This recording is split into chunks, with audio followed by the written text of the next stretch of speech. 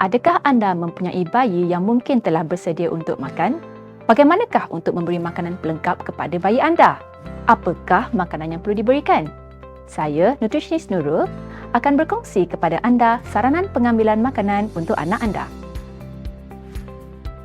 Pada 6 bulan pertama, susu ibu sahaja sudah cukup untuk memenuhi keperluan nutrien anak anda. Namun, pada usia 6 bulan, bayi memerlukan lebih tenaga dan nutrien. Oleh itu, anak anda perlukan makanan pelengkap yang mencukupi dan berkhasiat. Makanan pelengkap adalah makanan tambahan atau pelengkap kepada susu ibu. Ia perlulah mengandungi tenaga, protein, vitamin dan mineral yang diperlukan bayi. Pemberian makanan pelengkap tepat pada masanya adalah penting untuk bayi, iaitu pada usia 6 bulan, tidak terlalu awal dan tidak terlalu lewat.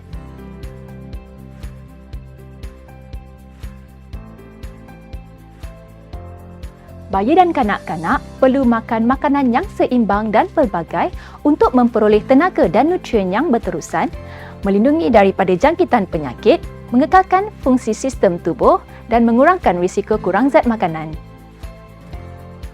Terdapat 5 kumpulan makanan yang harus diambil oleh bayi dan kanak-kanak setiap hari, iaitu bijirin, hasil bijirin dan ubi-ubian, buah-buahan dan sayur-sayuran, daging, ayam, ikan, telur dan kekacang, susu dan produk penyusu, serta lemak seperti minyak sayuran. Elakkan daripada menambah gula, garam dan perasa tambahan dalam penyediaan makanan bayi anda. Ubah tekstur dan cara penyediaan makanan secara beransur-ansur mengikut umur bayi dan disesuaikan dengan perkembangan serta keupayaannya. Pada usia 6 bulan, mulakan dengan makanan yang dikisar, dilecek dan dipuri.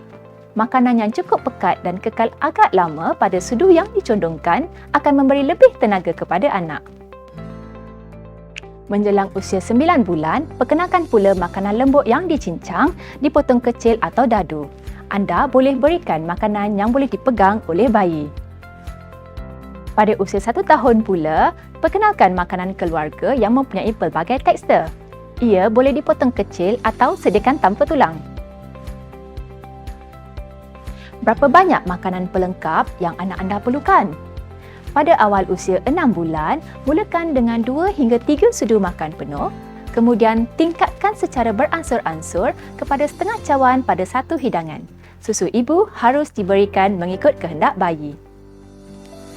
Bagi bayi berusia 9 hingga 11 bulan pula, saranan sukatan makanan adalah lebih kurang setengah cawan untuk satu hidangan. Manakala, bagi anak berusia 1 hingga 3 tahun, saranan sukatan makanan bagi satu hidangan utama ialah lebih kurang 3/4 hingga 1 cawan. Jagalah waktu makan anak anda dengan mengamalkan waktu makan yang tetap, 2 hingga 4 hidangan utama dan 2 hingga 3 snack sihat setiap hari dan elakkan daripada memberi snack sebelum waktu makan utama.